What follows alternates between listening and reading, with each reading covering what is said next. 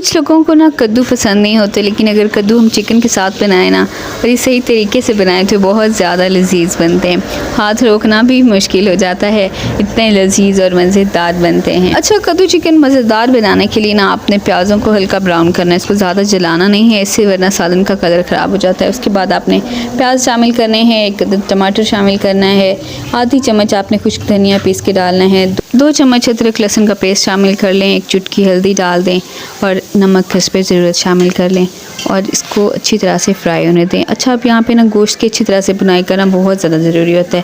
جتنا اچھا ہم گوشت کو مسالے کے ساتھ بھونیں گے، سالن کا ذائقہ اتنا ہی زبردست بنے گا۔ ٹماٹر جب نرم ہو جائیں گے اور گھی اوپر آنے لگے گا نا، تب سمجھیں گے گوشت زبردست فرائی ہو چکا ہے۔ اچھا، باقی سبزیوں کے ساتھ ساتھ نا کدو بھی کھانا چاہیے کیونکہ اس کی تاثیر ٹھنڈی ہوتی ہے، یہ معدے کی گرمائش کو بھی دور کرتا ہے، نظام ہضم کو بہتر بناتا ہے اور اس میں پانی کی مقدار زیادہ ہونے کی وجہ سے نا جسم کو ہائیڈریٹ بھی رکھتا ہے۔ اچھا، اور اس کی سب سے خاص بات آپ کو پتہ ہوگی، کدو نہ صرف ہماری صحت کے لیے بہترین ہے بلکہ یہ ہمارے نبی کریم کی پسندیدہ سبزی بھی تھی۔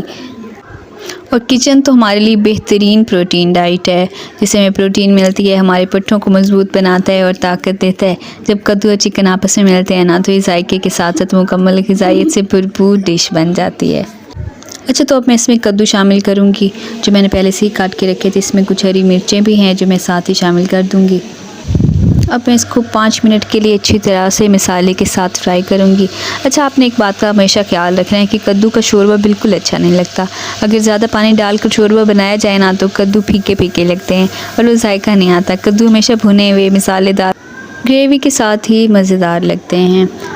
اچھا، آپ اس میں 1.5 کپ پانی کا شامل کریں اور ساتھ ہی کوکر بند کر دیں تاکہ جب یہ اچھی طرح سے گل جائیں تو پانی خشک نہ ہو جائے اور گریوی بھی زیادہ نیچے نہ لگ جائے۔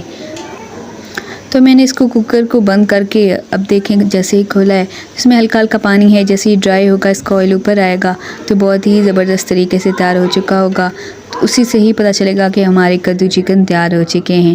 اچھا، اگر آپ کو میری ریسپی تھوڑی سی بھی پسند آئی ہو تو ضرور لائک کر دیجیے گا اور ایک پیارا سا کامنٹ بھی کر دیجیے گا، مجھے آپ کے ایک پیارے سے کامنٹ کا انتظار رہتا ہے۔